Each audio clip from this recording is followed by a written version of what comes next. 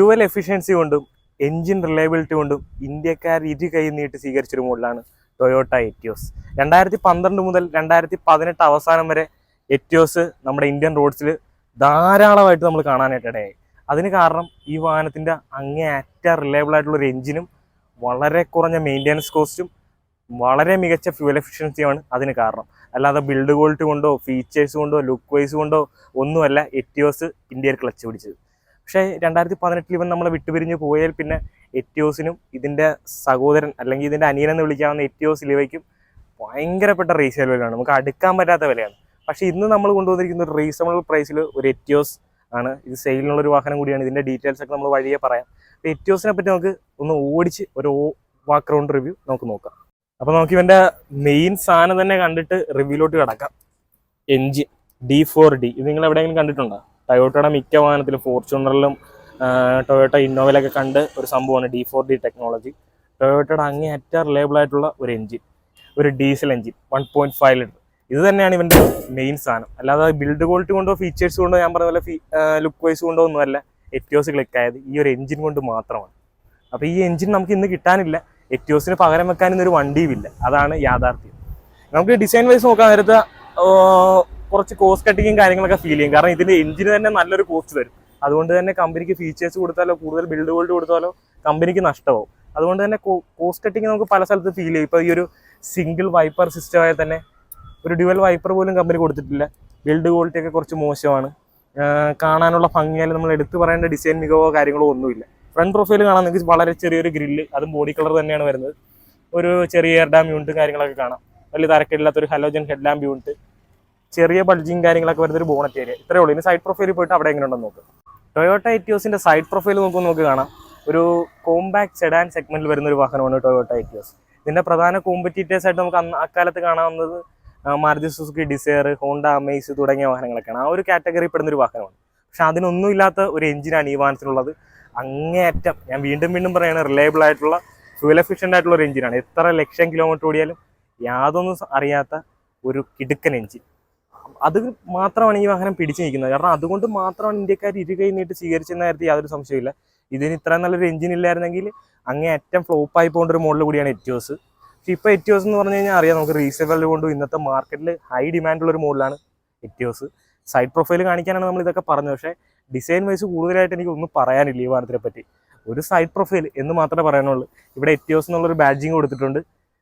B pillar ഒന്ന് black out ചെയ്തിട്ടുണ്ട്. അത്യാവശ്യം വലിയ ഗ്ലാസ് ഏരിയ, അതുകൊണ്ട് തന്നെ ഇന്റീരിയറിൽ നല്ല വിസിബിലിറ്റി നമുക്ക് ലഭിക്കുന്നുണ്ട്. തീരെ താഴ്ന്ന വിൻഡോ ലൈനും കാര്യങ്ങളൊക്കെയാണ് വരുന്നത്. പിന്നെ ടയർ സൈസ് നോക്കുകയാണെങ്കിൽ 185/60 R15 ഇഞ്ച് ടയർ സൈസാണ് വരുന്നത്. ഇപ്പോൾ നമ്മൾ കണ്ടുകൊണ്ടിരിക്കുന്ന സെക്കൻഡ് വേരിയൻ്റ് ആണ്. ഇതിൻ്റെ അടുത്ത വേരിയൻ്റോട്ട് പോകുമ്പോൾ നമുക്ക് ഒരു സിൽവർ സിംഗിൾ ടോൺ അലോയിലും കൂടി നമുക്ക് ലഭിക്കും. അത്രേ ഉള്ളൂ സൈഡ് പ്രൊഫൈലിൽ പറയാൻ. ഇനി നമുക്ക് റിയർ സൈഡിൽ പോയിട്ട് അവിടെ എങ്ങനെയുണ്ടെന്ന് നോക്കാം. അപ്പോൾ എറ്റിയോസിൻ്റെ കുറച്ചെങ്കിലും ഭംഗിയുള്ള ഒരു ഭാഗം റിയർ സൈഡാണ്. ഈ ഒരു ക്രോം ബാറും എറ്റിയോസിൻ്റെ ബാഡ്ജിങ്ങും ടൊയോട്ടോ ബാഡ്ജിങ്ങും ഒക്കെ നമുക്ക് ഇവിടെ കാണാം. വളരെ വലിയൊരു ടെയിൽ ലാമ്പ് യൂണിറ്റ്, അത്യാവശ്യം മികച്ചൊരു ബോട്ട് ലിഡും കാര്യങ്ങളൊക്കെ കാണാം. എറ്റിയോസ് ലിവയും തമ്മിലുള്ള ഒരു പ്രധാനപ്പെട്ട വ്യത്യാസം റിയർ സൈഡ് നോക്കുമ്പോഴാണ് നമുക്ക് എവിഡൻ്റ് ആയിട്ട് ഫീൽ ചെയ്യുന്നത്. നല്ല സൈഡ് പ്രൊഫൈൽ നോക്കുമ്പോഴാണ്. നമുക്ക് അതിൻ്റെ ബൂട്ട് സ്പേസും കൂടി നോക്കാം. കാരണം എറ്റിയോസിൻ്റെ ഏറ്റവും വലിയ പ്രത്യേകത വളരെ മികച്ചൊരു ബൂട്ട് സ്പേസ് എന്നുള്ളതാണ്. ഏകദേശം എനിക്ക് തോന്നുന്നു ഒരു 500 ലിറ്റർ അടുപ്പിച്ചൊക്കെ വരും, അത്രയും സ്പേസ് ഉണ്ട്. കൃത്യമായിട്ടുള്ളൊരു കണക്ക് നമുക്ക് ലഭ്യമല്ല. പിന്നെ ഫ്ലോട്ട് ചെയ്ത് വരുന്നൊരു ഗ്ലാസ് ഏരിയ കാണാം. നമുക്ക് അത്യാവശ്യം ഹെവി ആയിട്ടുള്ള ബമ്പറോടെ പാർക്കിംഗ് സെൻസറും കാര്യങ്ങളൊക്കെ കാണാം. അപ്പോൾ അത്യാവശ്യം ഭംഗിയുള്ളൊരു ഭാഗം റിയർ സൈഡാണെന്നാണ് പറയേണ്ടത്. കാരണം സൈഡ് പ്രൊഫൈലും ഫ്രണ്ട് പ്രൊഫൈലൊക്കെ ഒരു കാറിൻ്റെതായ രൂപം, അല്ലെങ്കിൽ ഒരു കോമ്പാക്ട് സെഡാൻ്റെതായ രൂപം എന്നാണ് നമുക്ക് പറയേണ്ടത്. ഇനി നമുക്ക് ഇതിൻ്റെ ഇന്റീരിയറിൽ പോയിട്ട് ബാക്കി കാര്യങ്ങൾ നോക്കാം. അപ്പോൾ എറ്റിയോസിൻ്റെ ഇന്റീരിയറിലോട്ടാണ് നമ്മൾ പ്രവേശിച്ചിരിക്കുന്നത്. വളരെ സുഖപ്രദമായ എൻട്രി എക്സിറ്റ് ഒക്കെയാണ് നമുക്ക് ലഭിക്കുന്നത്. നടന്ന് കയറാം, നടന്നിറങ്ങാം. നല്ല പ്രാക്ടിക്കൽ ഒരു കാറാണ്. നമുക്ക് വേറെ ഒന്നും എടുത്തു പറയാനായിട്ടില്ല ഇതിൻ്റെ ഇന്റീരിയറിൽ. അത്യാവശ്യം നമ്മുടെ കാര്യങ്ങളെല്ലാം മീറ്റ് ചെയ്ത് പോകുന്നൊരു വാഹനമാണ് ടൊയോട്ട എറ്റിയോസ്. അപ്പോൾ നമ്മൾ കുറച്ച് നെഗറ്റീവ്സ് പറയാനാണെങ്കിൽ പ്ലാസ്റ്റിക് ക്വാളിറ്റി ഒന്നും, ഒരു ബിൽഡ് ക്വാളിറ്റി നമുക്ക് ഫീൽ ചെയ്യത്തില്ല. കുറച്ച് റാറ്റ്ലിംഗ് സൗണ്ട്സും കാര്യങ്ങളൊക്കെ കേൾക്കാനായിട്ട് തുടങ്ങും.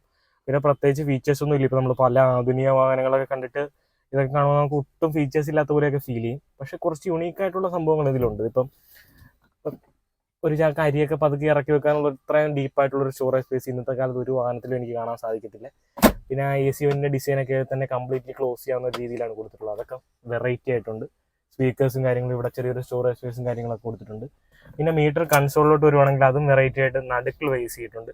അതും ഇപ്പോൾ ഫ്രണ്ടിലിരിക്കുന്നവർക്കായാലും കോ ഡ്രൈവർക്കായാലും ബാക്കിലിരിക്കുന്നവർക്കായാലും എല്ലാം കാണാവുന്ന രീതിയിൽ തന്നെയാണ് കൊടുത്തിട്ടുള്ളത്. പിന്നെ ഒരു 2-in പ്ലെയർ ഇവിടെ കൊടുത്തിട്ടുണ്ട്. അതും ടൊയോട്ടയുടെ ഇൻഫർടൈൻമെന്റ് സിസ്റ്റമാണ്. ഡീസൻ്റ് ആയിട്ടുള്ളൊരു സൗണ്ട് ഔട്ട്പുട്ട് നമുക്ക് അതിൽ നിന്ന് ലഭിക്കുന്നുണ്ട്. പിന്നെ നമുക്ക് എ സിയുടെ കൺട്രോൾസ് ഒക്കെ കാണാം. മാനുവൽ AC കൺട്രോൾസും കാര്യങ്ങളൊക്കെയാണ് വരുന്നത്. തരക്കില്ലാത്തൊരു സീറ്റ്, ഇപ്പോൾ നമ്മൾ സീറ്റ് കവറാണ് കാണുന്നത്, എങ്കിലും ഡീസൻ്റ് ആയിട്ടുള്ള അത്യാവശ്യം ബേസിക് ആയിട്ട് വേണ്ട ഫീച്ചേഴ്സ് എന്നൊക്കെയാണ് പറയുന്നത്. പിന്നെ ഇതിൻ്റെ റിവേഴ്സ് ഇടുന്നതും കൗതുകമാണ്. നമ്മളൊന്ന് പുഷ് ചെയ്ത് മേലോട്ട് പിടിച്ചിട്ട് ഫസ്റ്റ് ഇടുന്ന പോലെ അതിൻ്റെ റിവേഴ്സ് ഇടേണ്ട, അതും വെറൈറ്റി ആയിട്ടുള്ള സംഭവം. സാധാരണ 6 സ്പീഡ് വാഹനങ്ങളിലൊക്കെയാണ് അങ്ങനെ വരുന്നത്. 5 സ്പീഡ് ആണെങ്കിൽ കൂടി അങ്ങനെ ഒരു ഫീച്ചർ കൊടുത്തിട്ടുണ്ട്. പിന്നെ നമുക്ക് 12 വോൾട്ടിൻ്റെ ചാർജിങ് സോക്കറ്റ്, കപ്പ് ഹോൾഡേഴ്സും കാര്യങ്ങളൊക്കെ കാണാം. Manual hand brake. സ്റ്റിയറിംഗിലും പ്രത്യേകിച്ച് എടുത്ത് പറയേണ്ടതൊന്നുമില്ല. ഒരു ടൊയോട്ടയുടെ സ്റ്റിയറിംഗ് വീല്. ഇതിൻ്റെ അടുത്ത വേരിയൻസിലോട്ട് പോകുമ്പോൾ നമുക്ക് സ്റ്റിയറിംഗ് വോളിയം കൺട്രോൾ കൂടി ലഭിക്കും. VXB എന്ന വേരിയൻറ്റിൽ. മിററൊക്കെ നമ്മൾ മാനുവലി തന്നെ കൺട്രോൾ ചെയ്യണം. 4 ഡോർ പവർ വിൻഡോ കൊടുത്തിട്ടുണ്ട്. അപ്പോൾ ഇത്രയും ഫീച്ചേഴ്സാണ് ഇതിൽ പറയാനുള്ളത്. ഇനി നമുക്ക് റിയർ സൈഡിൽ പോയിട്ട് അവിടെ എങ്ങനെയുണ്ടെന്ന് നോക്കാം. അപ്പോൾ വിശാലമായിട്ടുള്ള ഡോർ ഓപ്പണിംഗ് ആണ് നമുക്ക് ലഭിക്കുന്നത്. അതുകൊണ്ട് തന്നെ സുഖപ്രദമായിട്ടുള്ളൊരു എൻട്രി ആണ്. കുറച്ചുകൂടി ഒരു തിയേറ്ററിക് പൊസിഷനാണ്. കുറച്ചുകൂടി ഫ്ലോർ ഒന്ന് അപ്പായി വരുന്നുണ്ട്. അതുകൊണ്ട് തന്നെ ഇവിടെ നിന്ന് നോക്കുമ്പോൾ മികച്ചൊരു വിസിബിലിറ്റിയാണ്. തീരെ താന്ന വിൻഡോ ലൈനും അങ്ങേയറ്റം വിസിബിലിറ്റി ഉള്ള നല്ലൊരു പ്ലസന്റ് ഫീൽ ലഭിക്കുന്ന ഒരു ഇന്റീരിയർ തന്നെയാണ്. നല്ല ലെഗ് സ്പേസ് ലഭിക്കുന്നുണ്ട്. സെൻട്രൽ ടണലൊക്കെ തീരെ താന്നു പോകുന്നതുകൊണ്ട് തന്നെ 5 പേർക്ക് വളരെ കംഫർട്ടബിൾ ആയിട്ടിരിക്കാം. റിയറിൽ 3 പേർക്കും ഫ്രണ്ടിൽ 2 പേർക്കും. അപ്പോൾ അതാണ് എനിക്ക് റിയർ സൈഡ് പക്ക പ്രാക്ടിക്കലായിട്ട് തോന്നി. ഒരു 1 ലിറ്റർ ബോട്ടിൽ സ്റ്റോർ ചെയ്യാനുള്ള സ്പേസ് കൊടുത്തിട്ടുണ്ട്. പവർ വിൻഡോയുടെ കൺട്രോളൊക്കെ നമുക്ക് ഡോർ പാഡിൽ കാണാം. ഇവിടെ നമുക്ക് മാപ്പ് പോക്കറ്റ് ഇടാനുള്ള സൗകര്യവും ഒരു ബോട്ടിൽ ഹോൾഡർ ഇവിടെയും കാണാം. പിന്നെ അത്യാവശ്യം നല്ല റിയർ സൈഡാണ്. റിയർ സൈഡ് ശരിക്കും എനിക്ക് ഇഷ്ടപ്പെട്ട്. പിന്നെ കംഫർട്ട്, ഒരു സെഡാൻ വാഹനമായതുകൊണ്ട് തന്നെ ആ ഒരു യാത്രാ സുഖമൊക്കെ എടുത്ത് പറയുന്നതാണ്. അതൊക്കെ നമുക്ക് ഡ്രൈവിൻ്റെ സമയത്ത് പറയാം. അപ്പോൾ ഇത്രയൊക്കെ തന്നെയുള്ളൂ ഇതിൻ്റെ റിയർ സൈഡ് പറയാൻ. ഇനി നമുക്ക് നേരെ ഡ്രൈവിലോട്ട് കിടക്കാം. നമ്മൾ ടൊയോട്ട എറ്റിയോസിൻ്റെ ഡ്രൈവിലോട്ടാണ് കിടക്കുന്നത്. എനിക്ക് സ്റ്റാർട്ട് ചെയ്തപ്പോൾ തന്നെ ഫീൽ ചെയ്ത ആ റിഫൈൻമെൻറ്റ് ഒരു രക്ഷയില്ല. ആ എഞ്ചിൻ്റെ സൗണ്ട്, 1.25 ലക്ഷം കിലോമീറ്റർ ഓടിയ വാഹനമാണ് നമ്മളിപ്പോൾ ഡ്രൈവ് ചെയ്യുന്നത്. എങ്കിലും ഒരു പുതിയ ഡീസൽ എഞ്ചിൻ സ്റ്റാർട്ട് ചെയ്യുന്ന ഒരു സൗണ്ട്, ആ ഒരു റിഫൈൻമെൻറ്റ് ഫീൽ, അതൊന്നും വേറെ തന്നെ. അത് കേൾക്കാൻ തന്നെ ഒരു സുഖമാണ്. പക്ഷെ നമ്മൾ ടൊയോട്ട എറ്റിയോസിനെ പുച്ഛിക്കുന്നതാണ് ഈ കിലോമീറ്റർ ഒക്കെ പറഞ്ഞത്. കാരണം 1.25 ലക്ഷം എന്നൊക്കെ പറഞ്ഞത്. കാരണം 8-9 ലക്ഷം കിലോമീറ്റർ ഓടിയ ടൊയോട്ട എറ്റിയോസ് വരെ നമ്മുടെ ഇന്ത്യയിലുണ്ട്, അല്ലെ കേരളത്തിലുണ്ട്. അപ്പോൾ പക്കായിട്ട് പീരിയോഡിക്കൽ സർവീസ് ചെയ്ത് പോയി കഴിഞ്ഞാൽ എത്ര ലക്ഷം കിലോമീറ്റർ വേണം ഓടാൻ പ്രാപ്തനായ ഒരു വാഹനമാണ് ടൊയോട്ട എറ്റിയോസ്, അല്ലെങ്കിൽ ഈ ഒരു എഞ്ചിൻ. ഒരു രക്ഷയിൽ എറ്റിയോസ് ലിവേലായാലും എറ്റിയോസിലായാലും വരുന്ന ഈ ഒരു 1.4 ലിറ്റർ ഡീസൽ എഞ്ചിൻ, ഒരു 67 bhp പവറും ഒരു 170 Nm ടോർക്കും പ്രൊഡ്യൂസ് ചെയ്യുന്ന, 20ലധികം മൈലേജ് ലഭിക്കുന്ന, ഫ്യൂവൽ എഫിഷ്യൻ്റ് ആയിട്ടുള്ള, ലോ മെയിൻ്റെനൻസ് ഉള്ള, അങ്ങേയറ്റ റിലയബിൾ ആയിട്ടുള്ളൊരു എഞ്ചിൻ. ഇതിൻ്റെ എഞ്ചിനെ പറ്റി പറഞ്ഞാലും തീരത്തില്ല. ഇതുപോലൊരു എഞ്ചിൻ ഇനി വരാനുമില്ല, ഇതിനൊട്ട് മുമ്പ് ഇല്ല എന്നാണ്. അതുകൊണ്ട് എറ്റിയോസിനെ പകരം വെക്കാൻ വേറൊരു വണ്ടിയില്ല, അല്ലെങ്കിൽ ഈ ഒരു എഞ്ചിനെ പകരം വെക്കാൻ വേറൊരു എഞ്ചിനില്ല. അതുകൊണ്ട് തന്നെ ഡ്രൈവബിലിറ്റി നല്ല ലീനിയർ ആയിട്ടുള്ള പവറും കാര്യങ്ങളൊക്കെയാണ്. മാനുവൽ ഗിയർ ബോക്സ് ആണ് വരുന്നത്. ഒരു 5 സ്പീഡ് മാനുവൽ ഗിയർ ബോക്സ് ആണ്. അതിൻ്റെ തന്നെ റിവേഴ്സ് ഇടുന്ന ഞാൻ നേരത്തെ സൂചിപ്പിച്ച പോലെ തന്നെ മേലോട്ടാണ് റിവേഴ്സ് ഇടുന്നത് എന്നുള്ള ഒരു പ്രത്യേകതയുണ്ട്. സ്റ്റിയറിംഗ് ആയാലും അത്യാവശ്യം നല്ല റെസ്പോൺസീവ് ആയിട്ടുള്ള, വളരെ ലൈറ്റ് ആയിട്ടുള്ള സ്റ്റിയറിംഗ് വീലും കാര്യങ്ങളൊക്കെയാണ് വരുന്നത്.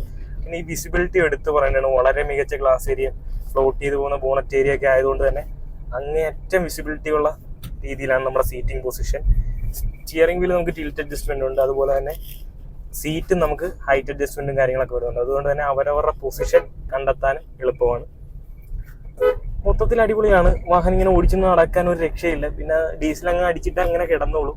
ഒരു രക്ഷയില്ലാത്ത ഫ്യൂൽ എഫിഷ്യൻസിയാണ് ടൊയോട്ട എറ്റിയോസിനുള്ളത്.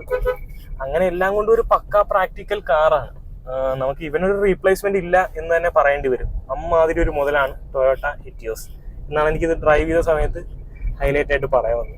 ശരിക്കും ഞാൻ ആദ്യം തുടക്കത്തിൽ സൂചിപ്പിച്ച പോലെ തന്നെ ഫീച്ചേഴ്സ് കൊണ്ടോ ലുക്ക് വൈസ് കൊണ്ടോ ഒന്നുമല്ല ഈ വാഹനം മുന്നിൽ നിൽക്കുന്നത്. ഇങ്ങനെ കുറച്ച് എലമെന്റ്സ് കൊണ്ട് മാത്രമാണ് ടൊയോട്ട എറ്റിയോസ് ഇന്ത്യയിൽ പിടിച്ചിരുന്നത്. പിന്നെ ഈ BS6 എമിഷൻ നോംസും കാര്യങ്ങളൊന്നും മീറ്റ് ചെയ്യാത്തതുകൊണ്ടാണ് ഈ പാവപ്പെട്ടവൻ ഡിസ്കണ്ടിന്യൂ ചെയ്യേണ്ടി വന്നത് ടൊയോട്ടയ്ക്ക്. ഇന്ന് ടൊയോട്ടയുടെ ലൈനപ്പിലെന്നല്ല, ഏതൊരു മാനുഫാക്ചറിന്റെ ലൈനപ്പിൽ നമ്മൾ നോക്കിയാലും ഈ ഒരു ബഡ്ജറ്റിൽ ഇതുപോലൊരു വണ്ടി ഒന്നും വേറെ ഇല്ല എന്ന് തന്നെയാണ് പറയേണ്ടത്. അപ്പോൾ അതൊക്കെ തന്നെ ഉള്ളൂ ടൊയോട്ട എറ്റിയോസിന്റെ തന്നെയുള്ളൂ നമ്മുടെ ഇന്നത്തെ വീഡിയോ. ഇപ്പോൾ ഈ വാഹനം വാങ്ങിക്കാൻ താല്പര്യമുള്ളവർക്ക് ഞാൻ ഡിസ്ക്രിപ്ഷനിൽ നമ്പർ കൊടുത്തേക്കാം. ആ നമ്പറിൽ കോൺടാക്ട് ചെയ്താൽ മതി. 2013-14 രജിസ്ട്രേഷൻ എറ്റിയോസ് GD ആണ് വേരിയന്റ് വരുന്നത്. ഏകദേശം 1.25 ലക്ഷം കിലോമീറ്റർ ഓടിയിട്ടുണ്ട്. Single ഓണർഷിപ്പാണ്. Company service, neat and ക്വാളിറ്റിയിലുള്ള വാഹനമാണ്. ഇത് നമ്മൾ പ്രൈസ് ഉദ്ദേശിക്കുന്നത് ഏകദേശം 4.5 ലക്ഷം രൂപയാണ്. റീസണബിൾ ആയിട്ടുള്ള പ്രൈസാണ്, അത് നെഗോഷ്യബിൾ ആണ്.